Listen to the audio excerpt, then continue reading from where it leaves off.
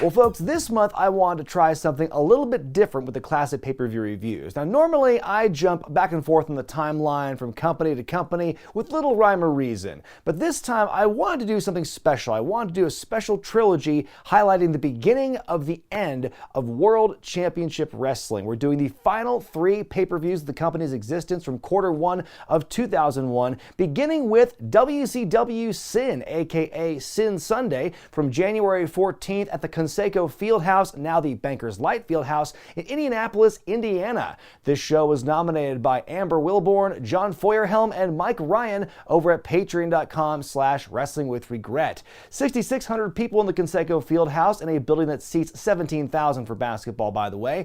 80,000 pay-per-view buys, which is down from the previous January's sold-out pay-per-view at 115,000. This one gets a .17 buy rate. Tony Schiavone and Scott Hudson are on commentary. Speaking of commentary, one thing I really appreciate about this show, and just like the product overall at this point, is there's a big change from like the mid-2000s where they're really dialing back the use of insider terms and like pulling back the curtain and trying to do all this expose.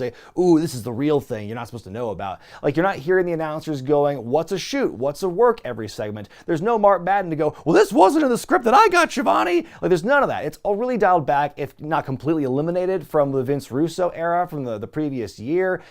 His influence on that kind of verbiage is more or less gone. There's still a little bit of that here and there in small pockets, but it's not really a big deal. They kind of give wrestling that mystique again. It's not a perfect product by any means, WCW, but you can tell they're trying to right some of the wrongs from that era, and I do appreciate that. Your opening match is for the Cruiserweight Championship as Chavo Guerrero defends against Shane Helms. It's his first singles match on pay-per-view. At Starrcade, Shane and Shannon Moore won a title shot in a triple threat tag team ladder match. They've been fighting Chavo for the belt on and off all month. It's Shane's turn once again. Meanwhile, Chavo is separated from the Misfits in action, and it's immediately paid dividends, becoming the Cruiserweight champion on an episode of Thunder last month.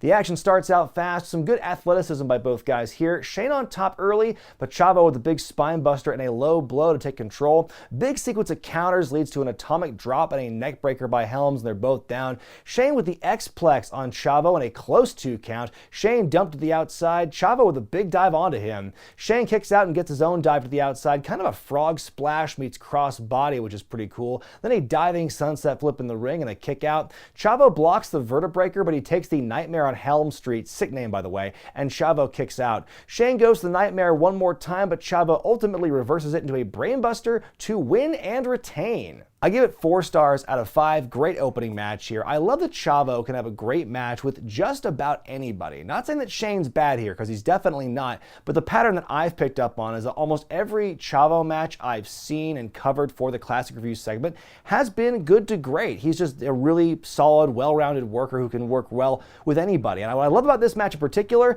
there's no MIA bullshit, there's no 3 count, shenanigans, just a good, clean opening match that's really well done. Backstage, Mike Tenay checks his watch as he waits for the CEO of WCW, Ric Flair. So who's the mystery man joining the world title match later on? Flair's keeping quiet, but he says he will rock Steiner's world to the foundation. Elsewhere backstage, Mean Gene with the reunited Mamalukes. Big Vito facing his brother Reno, and Johnny the Bull's been barred from ringside. Whatever. Vito says it doesn't matter what Reno throws at him, he's still a winner and will come out on top tonight. We go to that match now as Big Vito takes on Reno of the Natural Born Thrillers. We discover throughout this build that he's actually Vito's younger brother in kayfabe. They've been feuding for months at this point, but they find a common enemy in Chronic, who's been paid by some mysterious benefactor to beat both of them up. So they team up at Starrcade, but swerve, Reno paid off Chronic all along, including to beat him up just to keep the ruse going. I hate those kind of storylines where it's like, hey, I'm gonna make you beat me up to make it look good when I ultimately turn on the other guy that you're also beating up.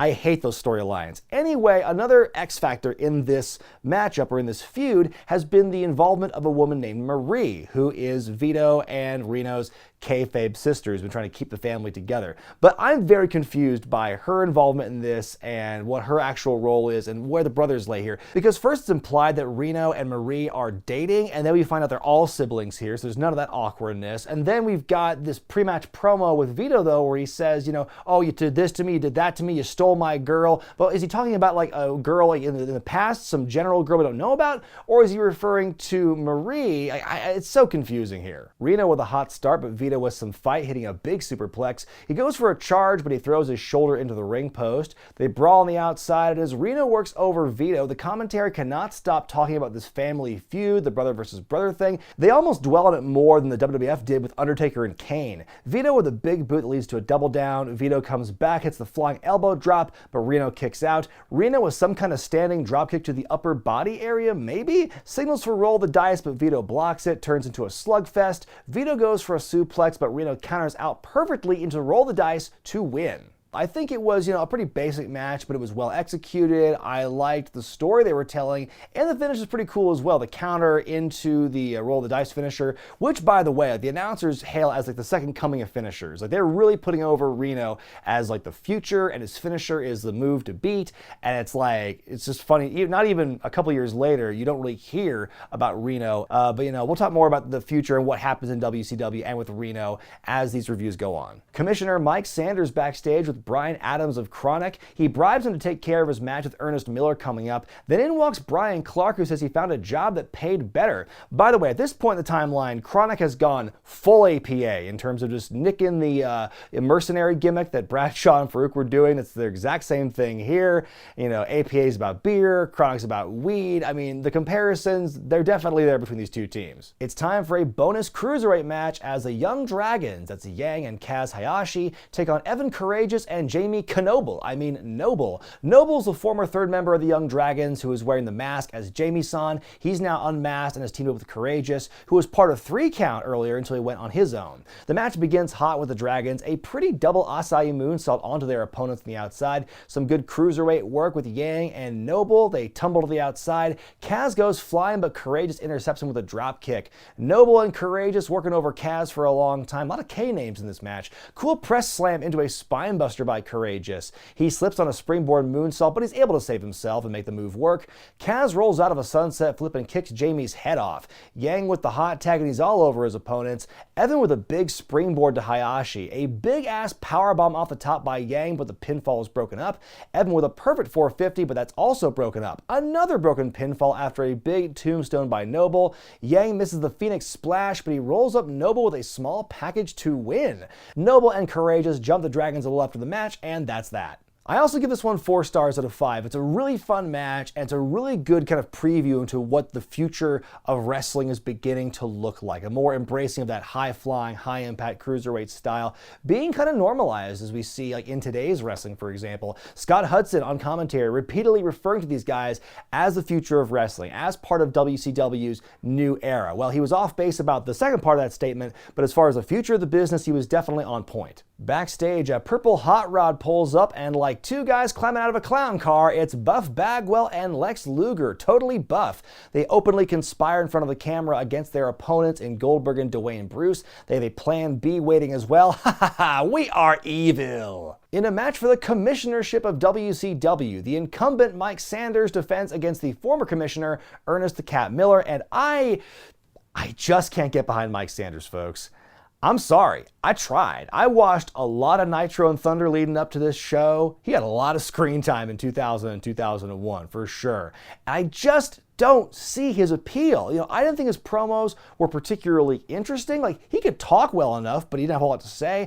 I don't think he had a very unique look or unique skill set. He was certainly above average, as his nickname suggested, and he could get heat, but I felt there were a lot of other guys around this time who could get heat and do it better. For as much as they pushed Mike Sanders in WCW, I just didn't see what they saw. Back at Halloween Havoc, Sanders, who is the leader of the Natural Born Thrillers, beat the Cat for the commissionership after some help from Shane Douglas. This is the rematch. He tries to explain to the, quote, cheese whiz sucking trailer park trash in Indiana, he's not just fighting to keep his position, he's also fighting for the services of Ms. Jones, who's the Cat's valet. Oh goody, another woman is property angle. These two have some shtick early on, taking turns posing for the crowd until Sanders Sanders jumps the Cat, but he fights back. Sanders working over Cat with some old school heel tactics, but Cat fires up, fights out of a sunset flip in a colorful way before dropping the elbow to the fans' delight. Sanders begging off, but he throws Cat through the ropes to the outside. Mike grabs a chair, but Ms. Jones stops him and kicks him. Sanders is on the run as Jones chases him. With the referee distracted, in come Mark Jindrak and Sean Stasiak of the NBT with the jump on Miller, but then Chronic beat up the Thrillers. A whole lot of bullshit going on around the ring as Clark shoves Sanders' bribe back in his mouth. Miller with the big kick. He wins and regains the role of commissioner. I give this one 2 stars out of 5. I was always entertained by Ernest Miller's work as a character in WCW, whether he was a heel or a babyface later on. I think that he had the personality to make both of them work, and I thought he was very entertaining on the microphone and doing the dancing and everything. The match itself was pretty basic, but I appreciated the comeuppance for Mike Sanders in this one. So the story they told was okay. Like Miller's in-ring stuff, take it or leave it, but I think his character is what shines through here. Backstage, continuity. Ric Flair showing Goldberg the footage we saw earlier of totally buff, totally giving away their plans in front of the camera backstage. They think that their plan B is going to be some kind of disqualification they're going to force Goldberg into, so Flair makes their match a no DQ match. Goldberg then takes some time to give a fan an autograph and a picture. Wow, what a great guy. That kid's not going to factor into the match. Mean Gene with Neff Jeff. How far will Jarrett go to win the world title tonight? Will he betray his friend Scott Steiner? Jarrett's having none of that business. He says Scott can trust him because he's got his back. I'm guessing that will not last. Well, one basic rule about WCW around this time was when you feud with Team Canada, their Canadianness just permeates everything around them, and suddenly you're in a match that's somehow Canadian themed, or a championship is themed as Canadian, and this night is no different. We have a penalty box match, because what's more Canadian than hockey? You've got Team Canada, Lance Storm, Elix Skipper, and Mike Awesome versus the Filthy Animals, Kidman, Conan, and Rey Mysterio, with special guest referee, former Team Canada member Jim Duggan. Team Canada roll up in a whole-ass bus. Who needs the DX Express? You got this, baby. The 70s bus that Mike Awesome drove around has been given a new coat of paint to reflect Mike's new Canadian allegiance. The Filthy Animals show up, and Conan's just straight up wearing Christian's old sunglasses. Duggan, like I mentioned, who was briefly a member of Team Canada because he wanted to sell his soul for one more run, says he'll call this match down the middle, tough guy, and he explains the rules of how this match works. Basically, if you're caught breaking a rule, you will go into the penalty box outside the ring for a minute, and a power play is invoked there. Early on, Skipper with some illegal offense, he goes into the penalty box, then Awesome gently grazes Duggan with his shoulder, and he's thrown in there as well. Suddenly it's 3-on-1 on Storm for the next minute. Lots of starting and stopping as this match goes on. The guys get out of the penalty box, but right after that, Awesome and Storm go in the box, so it's 3-1 against Skipper. Elix looks good in this match, though. I love how he bends backwards to duck a clothesline, but then he sets himself up for a reverse DDT. Kidman and Ray get penalty box when Duggan catches them working illegally. Outside, Tigress attacks Major Guns. Oh no, not water on this bikini, anything but that. Duggan puts them both in the box. These folks are in the box a lot longer now than they were previously. There's no consistency as to how long these guys are in and out of the box. Storm almost spikes himself on a K-Dog face buster as both sides are back at full strength. Kidman with a hot tag and a House of Fire. Skipper, Awesome, and Conan are all penalized for various transgressions. A Bronco Buster from Ray to Storm. Tigress with one of her own, and she gets boxed. At this point, why is anyone acting surprised they're being punished? Duggan's been pretty consistent tonight. Blind tag by Kidman hits the Kid Crusher on Storm, but the pinfall is barely broken up in time. Mike with the Awesome Bomb on Ray, but neither man is legal. As Duggan checks on them, Storm with the Maple Leaf on Kidman. Kidman taps, Duggan finally rings the bell, and this match is over. The most I can give this one is 2.5 stars out of 5. This match was at times kind of hard to get through, even though the action in the ring was fine. The rules aren't the problem in this match. I don't believe the gimmick match itself in theory is the problem, but I think there was just way too much, like, again, starting and stopping, you go in the box, you come out of the box, you go in the box. It was very difficult to keep track of at times what was going on. I think Jim Duggan as a referee was really overshadowing a lot of what was going on in the ring. The power plays didn't really factor into the match at all. Like the 3-on-1 advantages like you had against Team Canada twice really had no factor in this thing at all. And so, I think it's an idea that has legs, but this particular instance I don't think was done as well as it could have been. Backstage, Mike Tenay flipping Mike Sanders some shit for losing against the Cat earlier. Sanders says Chronic made the biggest mistake of their lives and it's not over with him and the Cat. He tells his boys Palumbo and O'Haire to get those tag titles. Chuck Palumbo saying 5 years from now the Natural Born Thrillers will own this business. Oh dear. Sean O'Haire yells into the mic and Tenay calls him a real sicko and almost calls the Insiders the Outsiders. The World Tag Team titles will be at stake when the Insiders defend. Well, they call it a three-way dance with the Hardcore Championship, but really it's a triple threat. There's a difference, as Terry Funk defends against Crowbar and the man called Meng. At Starrcade, Terry Funk gave Crowbar a whole lot of brain damage in their match at the Hardcore Championship. Suddenly, Meng has made his intentions known of wanting the belt, even going so far as to steal it from Funk after beating up both the guys on TV. In this match here, as Funk makes his way to the ring, Daphne's in the crowd and throws a drink at him, prompting him to pull her onto the ramp. Crowbar shows up from out of nowhere and dinks Funk with a chair repeatedly. So many chair shots to the head. Boy. They're fighting their way into the ladies' room. Garbage flies everywhere. The man called Meng finally shows up and starts throwing weapons around. They make their way back to the arena, then to the back again. Funk with a flying trash can right into Meng's face. Crowbar and Funk stack tables onto Meng, stack him to the heavens. Fighting in the arena again, Barr puts Funk on a table, hits a big leg drop off the seating area through it. Meng comes back and suddenly the gain on the camera is too high. Technical joke there. Crowbar and Meng fight on the stage and the ramp. Funk attacks with a shovel and Meng begins to deflate? Here he comes! Funk is back! What a showstopper! Yes, it was. Funk slams Barr onto the barricade and bends it in half. Scott Hudson talking about how the brain cells being lost in this match. Don't remind us, Scott.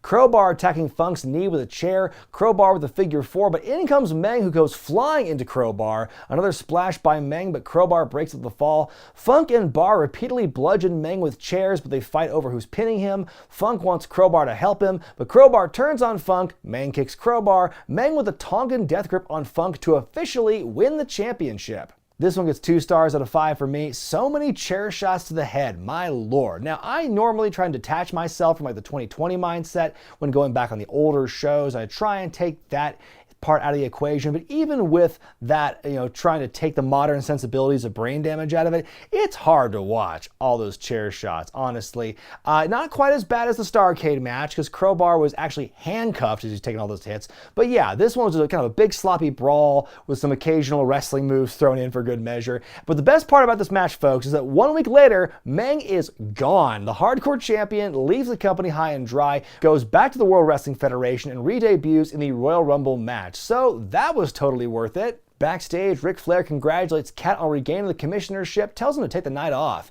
Elsewhere, Mean Gene interviewing Sid Squid. Nice hat there. He talks about his chances in the four-way ladder tonight. Sid whispers he is the original madman of WCW, and he will chokeslam everyone straight to censored. Who the fuck censors hell? Tag Team Championship match up next as the Insiders, DDP and Kevin Nash, take on the Natural Born Thrillers. After Nash was betrayed by the NBT in the fall, he joined forces with a returning DDP. The Vegas Connection reunited. They called themselves the Insiders, which is a play on the Outsiders name with Nash and Hall, and also the fact they're both very cozy, with management. They have the inside track on that. These are the baby faces, by the way. Mike Sanders took the belts from them back in December and awarded them to the Perfect Event, but weeks later, Nash and DDP regained them at Starrcade.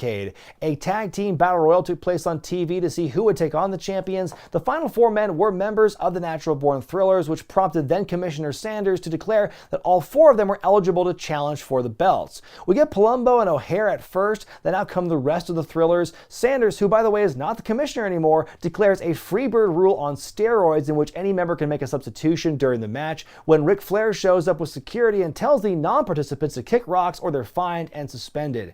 DDP starts out strong against Palumbo. Nash and O'Haire tag in. O'Haire looking very agile against Big Sexy, kicks him in the head. Page gets in the ring again when he gets cut off. Palumbo ducks a punch and counters with a tombstone, which is impressive, but Page reverses it and hits it himself. Okay, well that's why he got buried by The Undertaker later that year. Nash with the hot tag when Sean Stasiak runs in, then in sneaks Lex Luger in his very large shirt. A jackknife on Palumbo. DDP goes after Luger on the outside, then Buff Bagwell in disguise attacks Nash from behind. Why? O'Haire hits the Shanton bomb and covers Nash as the announcers are screaming as this injustice goes down. He's in, but no! Oh, the referee didn't see Buff! I give it 2.5 stars out of 5. I thought the match was okay, but I'm getting kind of sick of all these run-ins with natural born thrillers. The new champs celebrate backstage, and Mike Sanders saying even though he lost his match, there's still a lot to celebrate. Elsewhere, Ric Flair hops into his limo, says it's time. It is not time just yet. We go to a first blood chain on a pole match for the U.S. Championship as General Rection defends against the franchise Shane Douglas. Have we got enough gimmicks attached to this thing yet? So the story here is that General Rection finally won the U.S. title at Mayhem after a lengthy feud with Lance Storm. Meanwhile, Shane Douglas has been using a small chain he packs in his tights to win many of his matches, and finally Hugh Morris has had enough. They had a defense at Starrcade, and this is the rematch. Shane on the mic before the match saying the U.S. title will be a stepping stone to the WCW title. He will walk away the champion. Why is that chain so high above the ring? It's not on a pole, and this match is not built as a ladder match. Referee finds that Shane's packing a chain of his own. The match begins with a lot of arm work by Rection here. Shane with a reverse dick kick city, but Rection shakes it off and hits a flying clothesline. Goes to the moonsault, but Douglas hits the ropes and drops him. Starts working on Hugh's knee for a while. He runs to Rection, but he just takes his own bump over the top rope into the outside. They brawl into the crowd, and Douglas wrapping the General's leg around the ring post. Rection able to overcome that though and dinks franchise in the head with a ladder. No blood yet. Rection climbs the ladder. He's got the chain. He's dumped off the ladder and the referee's taken out as well. Franchise with yet another chain hidden in his gear, and he decks Rection with it. The General's bleeding and Douglas is the winner. His first singles title in WCW. I give it 3 stars out of 5. Not a bad match. The one real nitpick I have with this thing was I think the gimmicks are a bit redundant. I think you could have been fine with just a chain match or just a first blood match and you wouldn't have to change much about the match itself. But besides that, I thought it was, a good bout, a good brawl, and the story going around the arena and everything, and the finish I thought was okay, kind of clever of Shane to do that. So yeah, it was a good match for me. Backstage, Mean Gene with the champ, Scott Steiner. I declined to make a silly rhyme with Scott's name here because I don't want him to come back and find me. Steiner says that Flair has stacked the deck against him, but Flair sets him up. He knocks him down. Elsewhere, Rection gets his cue that he's live and he gets really mad. I can't believe it. Look, brother, you didn't get wrong.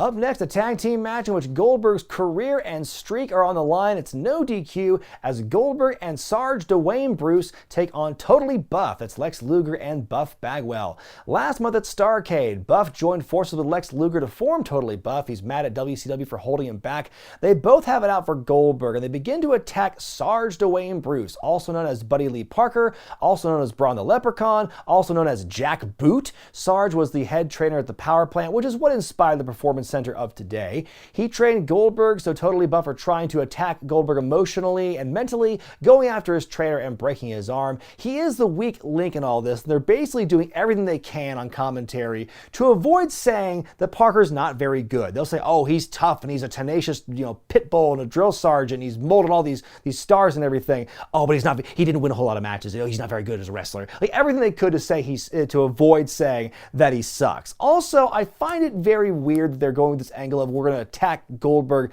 mentally and emotionally, when so far in this entire run for Goldberg, he's shown no weakness in that department, and this didn't really accomplish that either. Also, it bears mentioning that every match Goldberg fights for at this point is for his streak and his career. If he loses, he is banned from WCW for life. That was a storyline that was cursed upon him by Vince Russo before he left the company. So that's what the company's got to deal with here. The whole story is Goldberg has to meet his original streak of 177 wins to even get a championship match, and if he loses, he's fired. He's Buffer and he's the Stuffer, and he drops that famous line of his, let's bring him out. Ooh, that's a more affordable line he does. It's only 10 grand a pop for that one.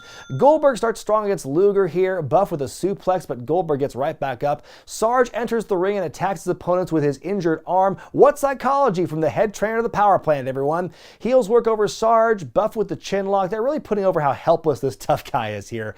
Goldberg goes to break up a pin, but whiffs the kick. A hot tag to Goldberg, and Luger is a run-in. I do like that pump handle fall away slam that Goldberg does though. Ringside, Luger accosts the Goldberg fan from earlier. Goldberg stops Luger, then the fan maces Goldberg. It was a damn setup. He's Plan C, that evil fan you'll never hear from again after tonight. Security takes him down, but Luger says it's cool, he's with him. He hangs out for the rest of the match and doesn't do anything, which is kind of weird. Goldberg is blinded now. Luger clatters him with a steel chair. A super blockbuster by Luger and Bagwell almost ends horribly, but he hits it. That was actually pretty cool. Luger pins and beats Goldberg. Goldberg is done. We have sad fans, or they're just tired fans. I'm just glad it's over. This one gets a 1.5 stars for me. You know, they bring in Sarge as, you know, kind of the weak link in this matchup here, but he's kind of a non-factor in the story to begin with. In fact, it's kind of a twist how, you know, if Goldberg were to lose, you'd think, oh, Sarge will take the fall. But Sarge has nothing to do with the finish. It has everything to do with the fan they allude to earlier in the show, Chekhov's fan. When they showed him signing the autograph with Goldberg and everything,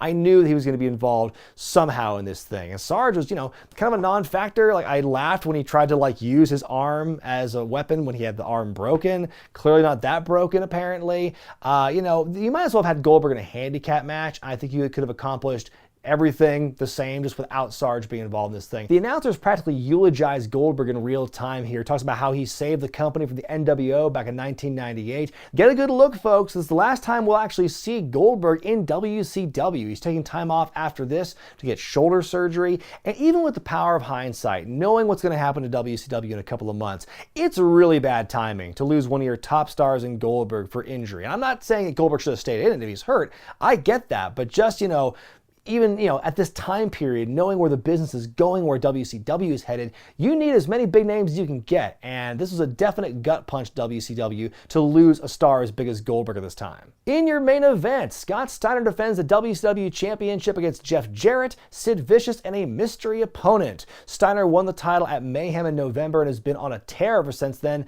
but CEO Ric Flair has an axe to grind, so he stacks the deck against the champ with a four-way. Sid's a man who never lost the title last April. He came back at Starrcade here, but Scott beat him. Jeff Jarrett is an ally of Scott's who says he's got Steiner's back, but he also wants the belt for himself. Then there's the mystery man who's been on TV for the last few weeks wearing a big baggy straitjacket and a hockey mask to conceal his identity. He's Flair's ace in the hole and to prevent basically from Jarrett and Steiner from double teaming on Sid. Speaking of Flair, he's got no time for Buffer's shit and says the mystery opponent will show up when he shows up, and the match begins right now. Sid cleans house against Steiner and Jarrett, but it becomes 2-on-1 pretty quickly. On the outside, Jarrett whips Sid, who has all day to stop before hurling himself over the barricade. Steiner decks Sid with a title belt. Sid begins to come back, but Scott cuts him off. There's more double teaming. At one point, Jarrett goes to the cover, and Scott does not appear to care. We don't get anything kind of like, oh, the tension, the dissension between these two friends, and it blows up. We don't get that. It's just a really weird point in this match where Steiner should have been upset, but he wasn't. He's the crazy one in this match. Sid with a double suplex on the heels, and he almost drops Jarrett on his head. Sid goes after Jarrett on the outside. We cut to the back, and Flair summons the mystery man from the limo. And as that scene goes down, the TV audience is not privy to quite possibly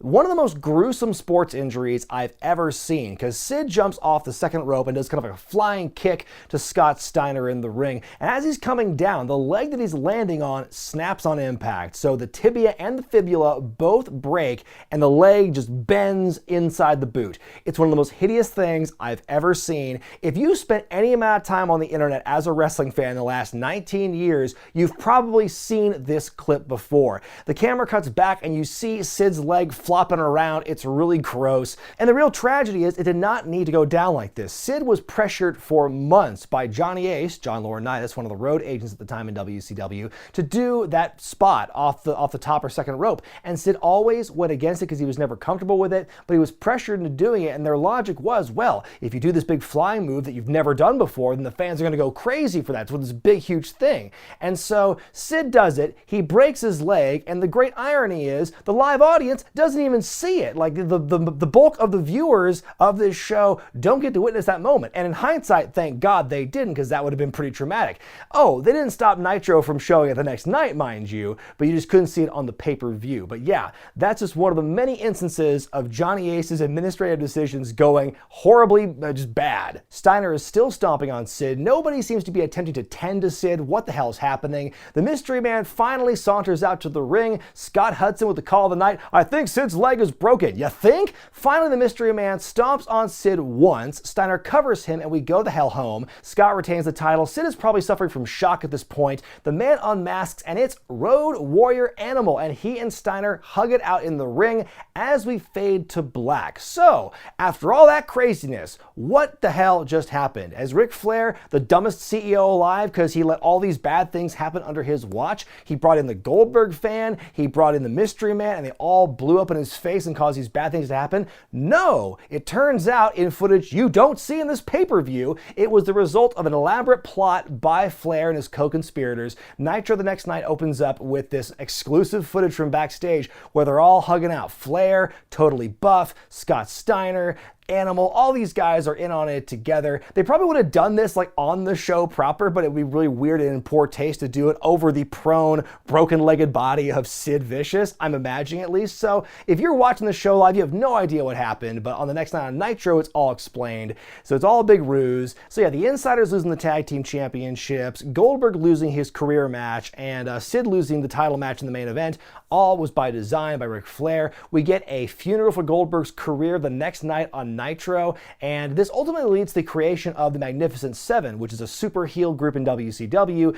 At the same time, you have another large heel group in WCW in the Natural Born Thrillers. How is this all going to play out? Well, I guess I'm going to have to find out in the next few episodes of Nitro and Thunder as we head to our next pay-per-view. I give it -1 star out of 5. Now, before Sid's leg broke, the match was not great. And then when it did break, every wrong decision they possibly could have made was made in the aftermath of Sid's horrific injury. You know, then they had to rush to a finish because they didn't know what to do. I felt bad, for everyone involved having to try and cover for this, because who could plan for something like this? What do you do in an instance like this?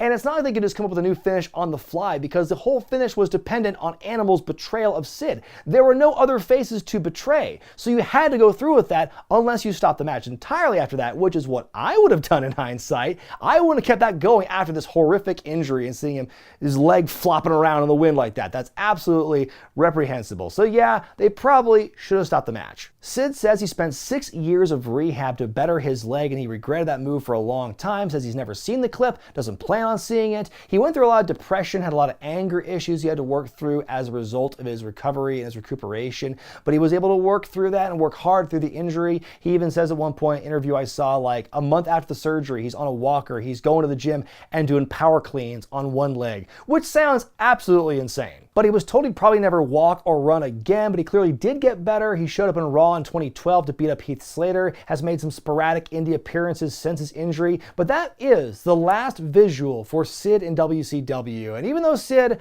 was never one of my favorites, it's damn sad to see someone go out like that in that kind of horrific injury. My grade for Sin 2001 is a C-. Show was not terrible, but it wasn't great either, and honestly, the grade is weighted a bit down because of how bad the main event was. Not just the quality of the match itself, but also the aftermath of Sid's injury and how they handled that. That was just a real big clusterfuck. But as usual in WCW, the mid-card got a good chance to shine here with the Cruiserweight title match and the tag team match that was added that night of the show. Some other good, okay matches, some okay mid-card matches, but sometimes like rules were inconsistent or there's too many run-ins. So, it was a mixed bag for me on this show. If the main event didn't end the way it would, I'd probably bump it up to like a C+ or something. But yeah, the injury and the way that main event went down at the end knocked it down a bit for me. If you want to play a role in determining which shows I look at, be they good, bad, or somewhere in between, go to patreon.com/wrestlingwithregret, become a $10 backer or above, and you'll have the chance to nominate classic shows for me to review. But we are not done with this story yet. This is just the first chapter of the WCW in 2001 trilogy. In 2 weeks' time, I'll be looking at the second chapter, the penultimate WCW pay-per-view, Super Brawl Revenge. I'm Brian Zane, and I'll see you next time.